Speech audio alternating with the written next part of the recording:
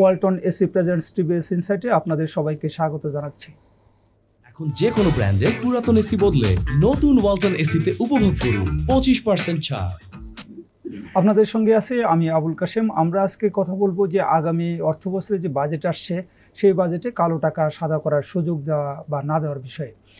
প্রিয় দর্শক, আপনারা জানেন যে অর্থ উপদেষ্টা সম্প্রতি বিভিন্ন গণমাধ্যমে সাক্ষাৎকারে বলেছিলেন যে কোনো মতেই তিনি বাজেটে কালো টাকা সাদা করার সুযোগ রাখবেন না, কিন্তু টিভিএসের সিনিয়র রিপোর্টার রিয়াদ হোসেন উনি এনবিআরের খোঁজখবর নিয়ে জানতে পেরেছেন যে আগামী বাজেটে কালো টাকা সাদা করার সুযোগ থাকছে এবং সেটা আবাসন খাতে।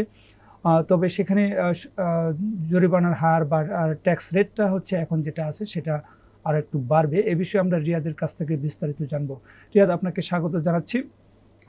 অর্থ উপদেষ্টা বলছিলেন যে কালো টাকা সাদা করার কোনো সুযোগ এবার উনি দেবেন না এবং উনি এটা বলছিলেন যে এটা একটা অন্যায্য সুবিধা, এটা উনি কখনোই মানবেন না, কিন্তু তারপরেও আপনার নিউজে দেখলাম যে আছে। তো এই আবাসন খাতে কোন কোন শর্তে আসলে এই সুযোগটা সরকার রাখতে যাচ্ছে? কাশেম ভাই, আপনাকে ধন্যবাদ। আসলে গত অর্থ বছরে কিন্তু যখন প্রথম বাজেটটা হয়, আপনার মনে আছে গত জুনে যখন বাজেট হলো, তখন কিন্তু কালো টাকার বিস্তৃত হারে আকারেই সুযোগ ছিল। যেমন মাত্র 15% ট্যাক্স দিয়ে যে কেউ টাকা সাদা করার সুযোগটা গত বাজেটে ছিল, আবাসন খাতে বা অন্যান্য সব খাতেই সুবিধাটা ছিল। তো শেখ হাসিনা সরকারের পতনের পর নতুন যে সরকার আসলো, আসার পরেই, এবং এটি নিয়ে কিন্তু দীর্ঘদিন ধরেই সুশীল সমাজ, অর্থনীতিবিদ বা যারা ট্যাক্স পে করেন তাদের একটা দাবি ছিল, যারা নিয়মিত ট্যাক্স পে করেন তাদের দাবি ছিল যে এটা অন্যায্য ব্যবস্থা, এটি থাকা উচিত নয়। তো সেটি বিবেচনা করেই নতুন সরকার আসার পরেই বেশ কিছু জায়গায় কালো টাকার সুবিধাটি বাতিল করে দিয়েছে। বিশেষ করে 15% মাত্র ট্যাক্স দিয়ে যে সুবিধা ছিল সেটি বাতিল করে দিয়েছে। অন্যান্য আরও আস্তে আস্তে অন্যান্য সব সুবিধা বাতিল করে কেবলমাত্র আবাসন খাতে সুবিধাটা রেখেছে।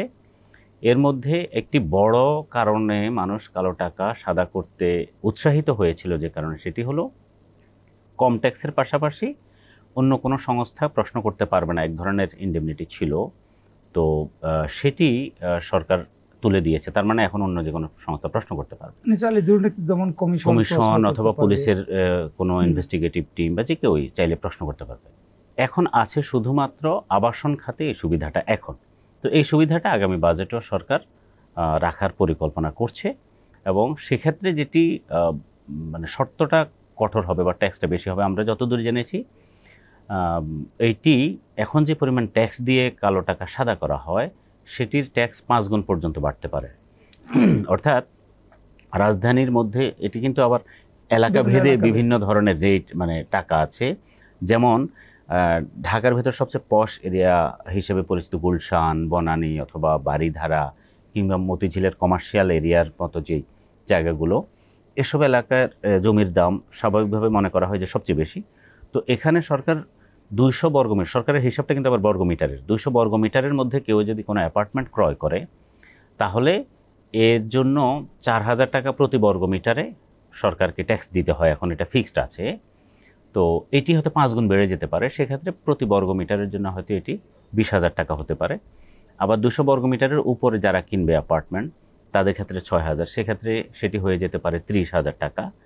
অর্থাৎ আমি যদি মনে করি যে এখন বর্তমানে যারা যে পরিমাণ একটা 2000 বা 2100-2200 বর্গ ফুট আয়তনের একটি অ্যাপার্টমেন্ট কিনতে যে পরিমাণ প্রায় 8 লাখ টাকার মতো ট্যাক্স দিচ্ছেন, এখন তাকে এটি এখন 40 লাখ টাকা দিতে হবে। মানে 1 কোটি টাকা দামের হইলে তাকে এখন 1 কোটি টাকা হচ্ছে ধরে নেওয়া হয় যে বাজার মূল্যটা মোটামুটি 1 কোটি টাকার মতো, দলিল মূল্যটি ধরে নেওয়া হয় 1 কোটি টাকা হয়। কিন্তু প্র্যাকটিক্যালি গুলশানের মতো জায়গায় 2100-2200 স্কোয়ার ফিটের কোনো অ্যাপার্টমেন্ট কিন্তু 1 কোটি টাকা হবে না, এটি 5-6-7 কোটি বা কোনো কোনো ক্ষেত্রে আরও বেশিও হতে পারে। তো ফলে আপনি যখন বাজার মূল্যে বিবেচনা করবেন তখন আসলে এই ট্যাক্সটা খুব বেশি হয় না। এটি হচ্ছে সরকারের একটা প্ল্যান। এটা হলো ঢাকার ভেতর। আর ঢাকার বাইরের যেগুলো দূরবর্তী এলাকা, বিশেষ করে সিটি কর্পোরেশনের বাইরের যেসব এলাকাগুলো, সেখানে আবার এটি কম আছে। তো এবং সরকার ধারণা করছে যে ওখানে বাজার মূল্য এবং দলিল মূল্যের গ্যাপটা একটু কম হয়, মৌজা মূল্য যেটা আমরা বলি। তো সেই গ্যাপ কম হওয়ার কারণে ওখানে কম বাড়বে। ওখানে ধারণা করা হচ্ছে ওখানে 3 গুণ বাড়তে পারে। এটি হলো এখন পর্যন্ত সরকারের পরিকল্পনা। আমরা আরেকটা উদ্যোগ জানি যে আগামী অর্থ বছরে হচ্ছে সরকার মৌজা মূল্য আপডেট করার একটা প্ল্যান করছে, যে বাজার মূল্য অনুযায়ী মৌজা মূল্য নির্ধারণ করা হবে এবং জমি বা ফ্ল্যাট রেজিস্ট্রেশন নিয়ে যে সরকারকে ট্যাক্স দিতে হয় বা ফি দিতে হয় সেটা হচ্ছে কমিয়ে নিয়ে আসবে। তো এদিকে এই যে সংস্কারটা আসছে মৌজা মূল্যের ক্ষেত্রে, আবার অন্যদিকে হচ্ছে কালো টাকা সাদা করার সুযোগটা দিচ্ছে এবং সেখানে হচ্ছে আপনার সরকারকে আরও বেশি টাকা দিয়ে সেই সুযোগটা নিতে হবে।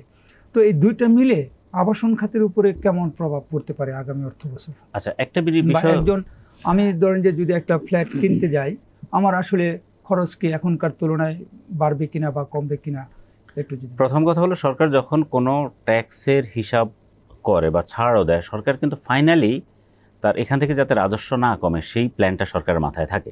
আমরা আপাত দৃষ্টিতে দেখছি সরকার প্ল্যান করছে ট্যাক্স কমাবে, কিন্তু বছর শেষে সরকারের টার্গেট হলো এখান থেকে কোনোভাবে যাতে না কমে বরং বাড়ানো।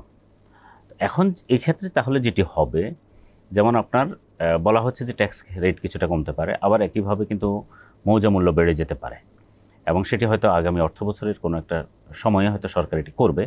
তো মৌজা মূল্য যখন বেড়ে যাবে, স্বাভাবিকভাবেই জমির এখান থেকে সরকার যে ট্যাক্সটা আসলে লস করতো ট্যাক্স কমানোর কারণে, সেটি অফসেট হয়ে যাবে, সেটি পূরণ হবে। অন্যদিকে আবার এই আপনার এইখানে যদি 5 গুণ পর্যন্ত ব্ল্যাক মানি কেউ এখানে ইনভেস্ট করে আসে, তাহলে সেক্ষেত্রে তাকে অনেক বেশি পরিমাণে ট্যাক্স দিতে হবে। সব কিছু মিলিয়ে আমার কাছে যেটা মনে হচ্ছে যে জমির দাম আগামী বছরে বাড়ার একটি সম্ভাবনাই আছে। সেটি যেভাবেই হোক, সরকারের ট্যাক্স কিছু কমুক বা বাড়ুক, ভোক্তাকে বাড়তি পয়সা আসলে খরচ করতে হবে জমি অথবা অ্যাপার্টমেন্ট কিনতে গেলে, এটি এখন পর্যন্ত বোঝা যাচ্ছে। তবে একটি বিষয় এখানে বলে রাখা দরকার, সেটি হলো গত বছর বা এখন অ্যাপার্টমেন্টগুলোর জন্য যে পরিমাণ ট্যাক্স সরকার নেয়, তাহলে অন্যদের সাথে এটির ব্যবধানটা কেমন বা পার্থক্যটা কেমন, এটির একটি হিসাব করা দরকার। এনবিআর হিসাব করে ধারণা করছে এখন এনবিআর যেটি নিচ্ছে সেটি প্রায় 8%-এর মতো। দলিল মূল্যে যদি এনবিআর বিবেচনা করে 8% ট্যাক্স হচ্ছে, যেখানে একজন নিয়মিত করদাতাকে তার আয়ের উপরে ট্যাক্স দিতে হচ্ছে সর্বোচ্চ 30% পর্যন্ত ব্যক্তি করদাতাকে। সেখানে কালো টাকা বিনিয়োগ করলে তার জন্য হচ্ছে 8%। তার মানে তার এটা একটা সুবিধা। এটি হলো আমি দলিল মূল্য বিবেচনা করে। এখন যদি আমি বাজার মূল্য বিবেচনা করি, সিপিডির একটা হিসাব আছে। সিপিডি গত বছর একটা হিসাব করে দেখেছে বাজার মূল্য বিবেচনায় ইফেক্টিভ ট্যাক্স রেট হয় যারা কালো টাকা বিনিয়োগ করে 2.5%-এরও কম। তার মানে যিনি এখন যে ট্যাক্স ব্যবস্থাটা আছে বাজার মূল্য বিবেচনায়, সেটি 2.5%-এর নিচে তাকে ট্যাক্স দিতে হচ্ছে, যেখানে একজন রেগুলার করদাতাকে বৈধ আয়ের উপরে বৈধভাবে ইনকাম করলে তাকে দিতে হচ্ছে আপ টু 30%।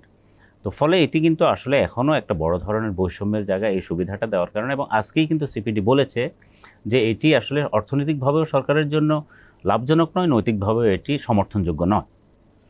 হ্যাঁ, এই যে সিপিডি যেটা বলেছে, এটার কারণ হলো যে আমরা দেখছি যে বিভিন্ন সময়ই সরকার হচ্ছে কালো টাকা সাদা করার সুযোগ দিয়েছে, কিন্তু কালো টাকার মালিকরা হচ্ছে এতে কিন্তু খুব একটা সাড়া দেয় না। আমরা যদি এনবিআর এর হিসাব দেখি যে কোন বছরে কি পরিমাণ কালো টাকা সাদা হয়েছে, সেটার পরিমাণ কিন্তু খুব কম। এটার কারণ হিসেবে বলা হয় যে কেউ যদি কালো টাকার মালিক, সে যদি সাদা নাও করে, সরকার থেকে তার বিরুদ্ধে কোনো অ্যাকশন নেওয়ার নজির নেই। তো আগামী অর্থ বছরে কি এনবিআর বা দুর্নীতি দমন কমিশন বা সরকার এই কালো টাকার যারা মালিক আছে কিন্তু সে সাদা করছে না নিয়ম মেনে, তার বিরুদ্ধে কি কোনো অ্যাকশনে যাবে বা এরকম কোনো কিছু জানেন কিনা? দেখুন, এই অ্যাকশনের বিষয়টা এটি নিশ্চয়ই গভর্নমেন্টের বিবেচনার বিষয়টা আমরা হয়তো এখনও বুঝি না, কিন্তু আমরা যেটা বুঝি সেটি হচ্ছে আপনি অনৈতিকভাবে কালো টাকা ইনকাম করার বা অবৈধ পথে ইনকাম করার সুযোগ রেখে দিয়েছেন, বা যেভাবে হোক ইনকাম করেছে। এখন এই টাকার দুইটা উপায় হতে পারে। এক হতে পারে স্থানীয়ভাবে উনি হয়তো অঢেল খরচ করতে পারে, অথবা সম্পদ তো কেউ কিছু না কিছু করবে, অথবা এই দেশে যদি কোনো সুযোগ না পায় সেটি পাচার হয়ে যাওয়া। আমরা যেটা দেখেছি অতীতে হিউজ পরিমাণ সম্পদ পাচার হয়েছে। সরকারকে আসলে এই কালো টাকাকে বন্ধ করতে হলে একসাথে অনেকগুলো কাজ করতে হবে। প্রথমত হচ্ছে আপনি পাচারের রাস্তাটা বন্ধ করা, সেটা অনেকগুলো মেকানিজম আছে। সেটি আইনগত বিষয়ের পাশাপাশি আপনি মার্কেট ডিমান্ড এবং সাপ্লাইটাকে এমন একটা কায়দায় আনতে হবে যেখানে কালো টাকা পাচার হয়তো উৎসাহিত হবে না বা সেই সুযোগটা কমে আসবে। স্থানীয়ভাবে এই যে কালো টাকা বিনিয়োগের সুযোগ সেটি বন্ধ করতে হবে, কালো টাকার উৎসমুখ যেটি সেটি বন্ধ করতে হবে। অর্থাৎ আপনার পুরো প্রক্রিয়াটায় একটা সুশাসন যদি নিশ্চিত না হয় তাহলে হবে না। বাংলাদেশে আমরা গত কয়েক দশক ধরে এই সুশাসনের ঘাটতিটা আসলে দেখে এসেছি। যতক্ষণ পর্যন্ত সুশাসন নিশ্চিত না হবে ততক্ষণ পর্যন্ত কালো টাকার উৎসমুখও বন্ধ হবে না এবং এটি চলতেই থাকবে। আর আমরা এখন যেটা দেখি এটি হয়তো পিসমিল হিসাবে হয়তো কোনো একজন ব্যক্তি, দুইজন ব্যক্তি বা পাঁচজন ব্যক্তিকে হয়তো ধরবে, কিন্তু এতে খুব বেশি যে বড় ধরনের পরিবর্তন, ইতিবাচক পরিবর্তন হবে আমরা সেটা বলতে পারি না। আপনার মনে আছে নিশ্চয়ই 2007-08-এর সময়টায় অনেককে এই সুযোগ দেওয়া হয়েছিল, তখন অনেককে কালো টাকা সাদা করেছে, আবার অনেককে ধরাও হয়েছিল তখন। এখন এসেও সরকার কিন্তু একইভাবে বেশ কিছু কালো টাকার মালিকের নামধাম আমরা প্রকাশ হতে দেখছি। কিন্তু দেখেন 2007-এর পর কিন্তু কালো টাকা বন্ধ হয়নি, এটি বরং বেড়েছে, ক্রমাগত বেড়েছে। তার মানে ইফেক্টিভ কাজটা আসলে সরকারকে করতে হবে, অন্যথায় এটি কঠিন। ধন্যবাদ আপনাকে। প্রিয় দর্শক, আমরা রিয়াদের কাছ থেকে আগামী অর্থ বছরের বাজেটে কালো টাকা নিয়ে সরকারের কি পরিকল্পনা এবং তার ইম্প্যাক্টটা আবাসন খাতে কেমন হতে পারে সেই সম্পর্কে বিস্তারিত জানলাম। ওয়ালটন এসি প্রেজেন্টস ইনসাইট যদি আপনাদের ভালো লাগে আপনারা লাইক করবেন, শেয়ার করবেন। সবাইকে ধন্যবাদ।